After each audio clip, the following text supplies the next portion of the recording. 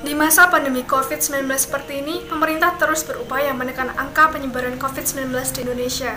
Salah satu cara yang tengah digencarkan pemerintah yaitu melalui program vaksinasi.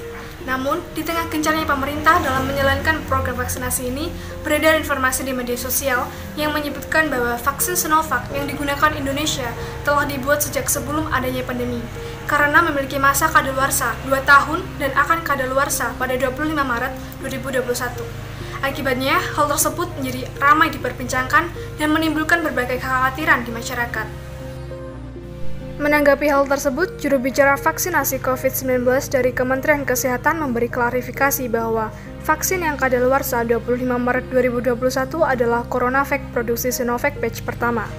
Saat ini vaksin tersebut sudah habis digunakan. Lebih lanjut, vaksin yang disebut memiliki kadaluarsa 2 tahun sebenarnya dibuat saat pandemi. Hanya saja masa kadaluarsanya dipercepat oleh Bio Farma menjadi kurang dari 2 tahun. Menanggapi hal tersebut juga, juru bicara vaksinasi Bio Farma Bambang Herianto memberikan penjelasan secara detail yang menyatakan bahwa untuk vaksin Sinovac, istilah yang digunakan bukanlah kadaluarsa, melainkan shelf life atau masa simpan. Bambang pun juga mengungkapkan bahwa adanya perbedaan masa simpan ini karena BPOM dalam pemberian izin penggunaan darurat menggunakan real-time stability test untuk menentukan masa simpan vaksin COVID-19. Karena semua vaksin yang diproduksi untuk COVID-19 adalah vaksin baru, hingga belum tersedia data shelf life yang panjang. Juru bicara vaksinasi dari Kementerian Kesehatan Siti Nadia Tarmizi menyebut, pemerintah tidak akan memberikan vaksin tersebut ke masyarakat apabila masa simpannya habis. Hal itu dilakukan guna memastikan keamanan dan khasiat vaksin Sinovac.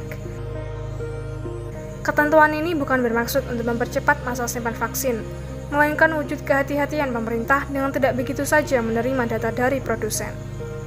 Nadia juga menegaskan bahwa vaksin tersebut telah habis digunakan untuk vaksinasi bagi tenaga kesehatan dan petugas pelayanan publik.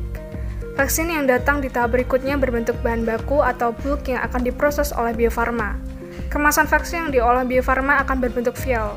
Nadia juga memastikan adanya perbedaan dalam kemasan vaksin yang akan datang berikutnya ini dapat mematahkan kabar terkait vaksin Sinovac yang masih beredar.